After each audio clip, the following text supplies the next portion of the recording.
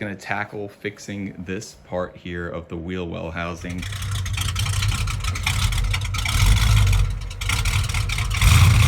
Like I've said, this piece of this flange is missing because when I had to remove the old quarter panel, cutting the quarter off the Roadrunner,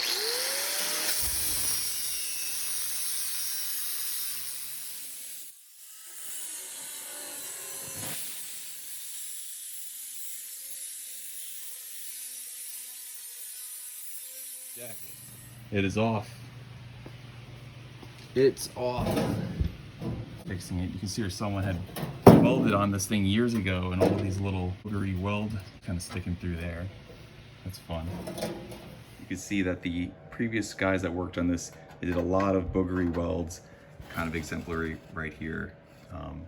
And there was a lot of stuff that wound up losing metal that was left here from the wheel wells. So some of this had to get cut off. I'm gonna have to cut off a little bit more, and then I can actually create a new piece of metal that we can weld in here. So here's your before view of what this looks like right now. Start with cleaning up the metal in the area, so this way I can determine where I'm going to cut the remaining metal here and then actually go through and weld in our new piece. But we need to have clean metal so we can weld to that.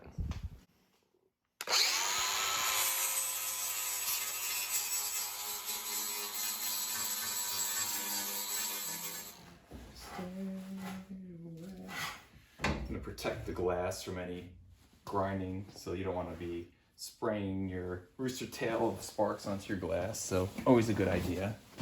So I'm basically going to cut out areas throughout here that are just ugly and not going to be good candidates as a surface to weld to, and try and create a nice even playing field, like I said, to weld on our new piece. So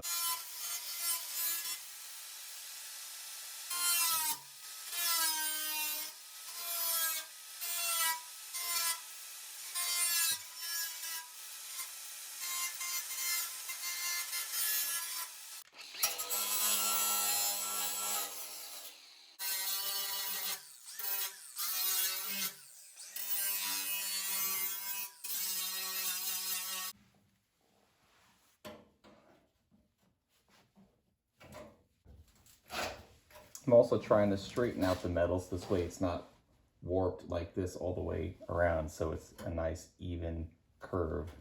Because again, kind of looking at it from a side profile, it was doing a little bit of this. So these Knipex pliers are really handy because they're a flat bite. You can see how there's no teeth in them, and it's just a straight flat bite in here. And you can go ahead and sandwich metal down and actually make a really nice correction on sheet metal. So I'll give you an example. So here's an example from the side of what you could be looking at, something like this, right, where it's kind of looking a little bit crooked.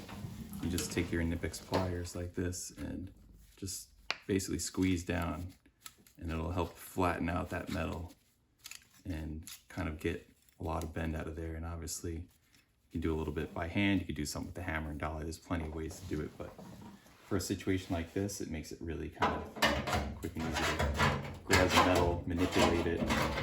It's a little bit low right here, so I can kind of hold here and pull it out a little bit, and we can just get this to look smooth instead of wavy.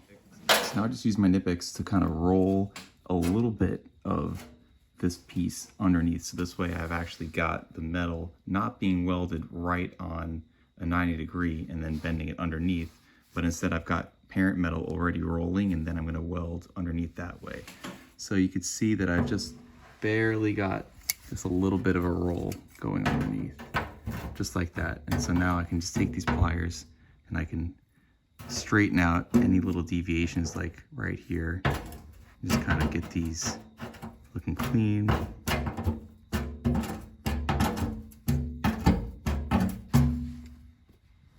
lot more even. And again, now when I go to weld it, because what we're trying to get to is this, where the metal is flat on the outside here and then it rolls in and has this flange here on the inside, because this is where we'll drill holes through your quarter panel and plug weld along this. But right now, it's obviously all missing, so we need to get a nice strip of metal throughout here that makes this all reappear, just like over here on the driver's side. So this is what we're shooting for.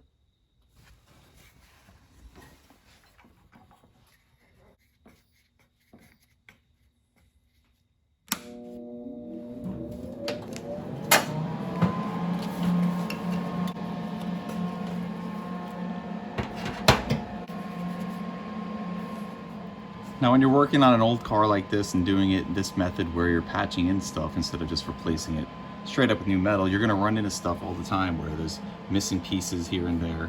And so what I'll do in this situation, instead of having to just cut this whole thing out, I've got a piece of aluminum. You could also do this with copper, one or the other. This is just a piece of raw stock that's just kind of cut into an odd shape, but it helps to get into different areas. Aluminum is dissimilar from steel, so when you put this aluminum behind it, what it's going to do is stop all of your welding wire from going through and creating a huge booger behind it. It actually will kind of create a flat landing place for the weld pool to sit on, but at the same time it gives it a place to actually build some structure right here as we go to fill this in. And I actually did that up here, which I have to finish this off still a little bit, but you can see you can kind of plug it that way. Same thing that we'll be able to do for this hole right here. Get behind it with the piece of aluminum and give it a landing place to fill this in, and then we can grind it nice and clean. And another note too, I'm using a flap disc here for large stuff, but be really careful with these because you can burn through metal really quick. These cut down very fast. You want to be very careful. It's a very aggressive cut. A lot of times I'll get my mini belt sander in here and get a lot more precise and just kind of refining to small isolated areas. You got to just be careful when you're grinding in one spot. It can actually be cutting down metal surrounding areas, and then you can weaken the metal and crack through, break through, and it's just going to create more problems. So be patient, be careful, be mindful of what you're doing as you go. So I'm going to go ahead and get this done. I'll show you guys as I go. Backing it here with the aluminum. Just trying to find the flattest spot that I can. Because if it's too far away, like I said, you're not giving the weld any place to land on. You want it right up against behind it, so this way it creates a stop to stop the weld from falling and spilling, pooling behind the actual area you're trying to fill. It's a little tricky to get going sometimes at first.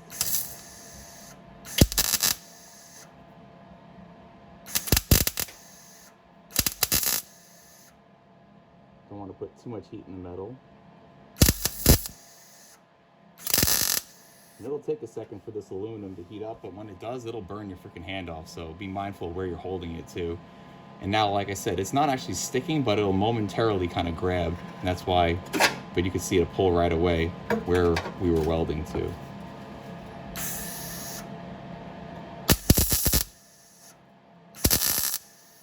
that was a good one.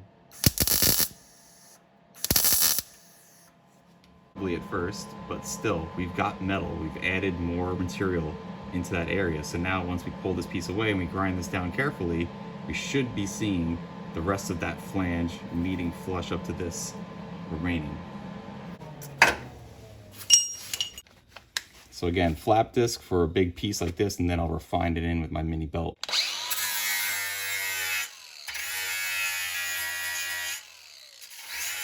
And you can see how quickly that cut down. It's a really quick cut, so don't go too fast or too hard.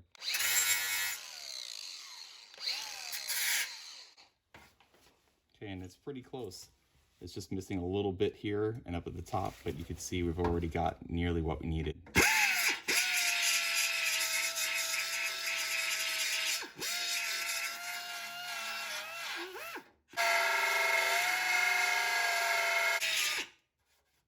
Pretty close. We just need to get a little bit more here at the top, but there's enough there that I can honestly probably just get this right now with one good zap right there. So let's give it a shot.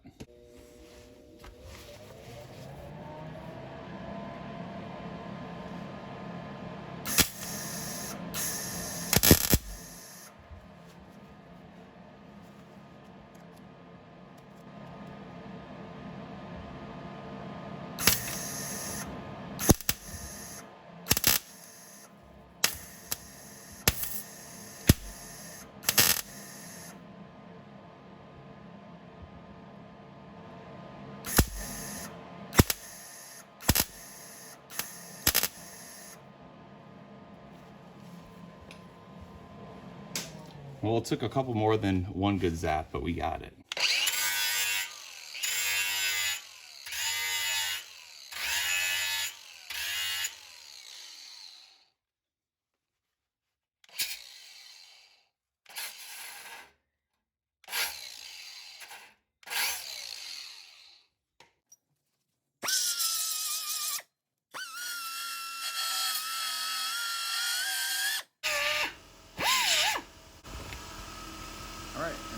see it.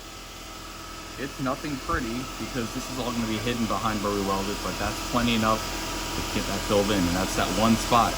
Now we'll have to do that here, here, here, and then continue on welding this flange all the way around.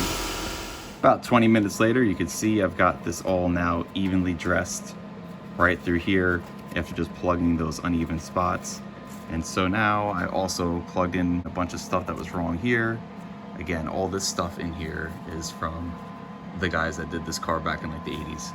We're gonna address this on another day, but focusing back this way, now we can continue from here and build out the rest of this flange and keep welding it.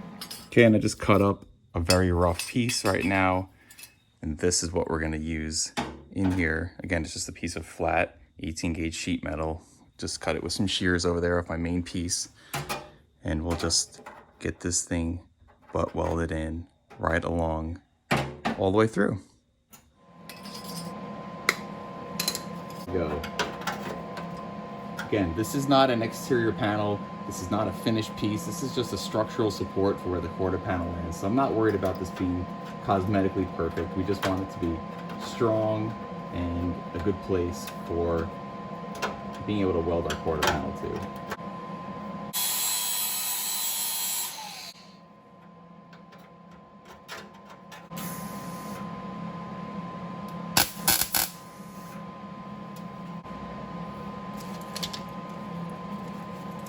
Now I'm just going to ensure that one isn't overlapping the other. We'll get them nice and even to get a good butt weld. Right here.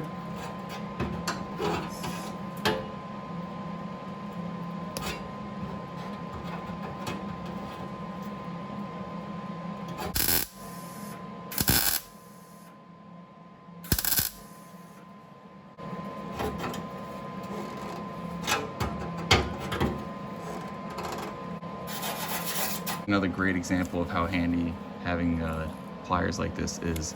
You can see the one roll here from the existing parent metal and then the new metal. We're trying to make sure that these are nice and flush, so you don't have one that's sitting low relative to the other one that's sitting in like that. So just actually getting this top tooth of the plier right up in here. You can see where it's sitting right in there, and it's able to bite and pull the two together and kind of marry the shape as I squeeze down, just like that. And I'll be able to do this all the way along as I'm going.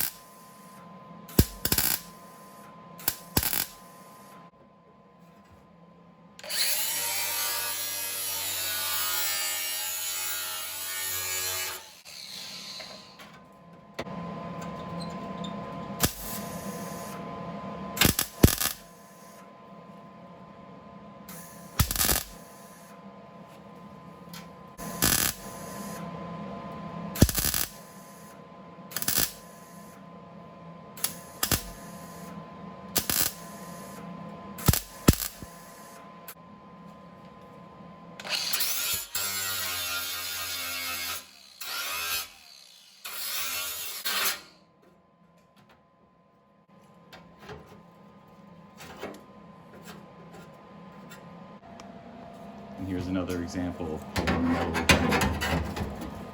like I was talking about. Now I can tack here, just kind of keep moving around and bringing the metal together like that and getting it set up beforehand and fixing any of the ripples in the existing parent metal too.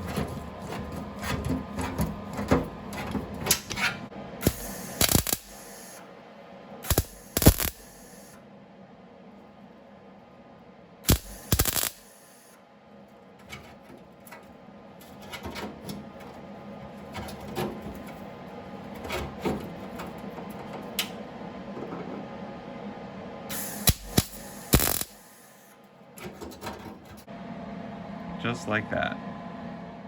And once again, we're just continuing along, and it'll just finish up the same way that we've been going here.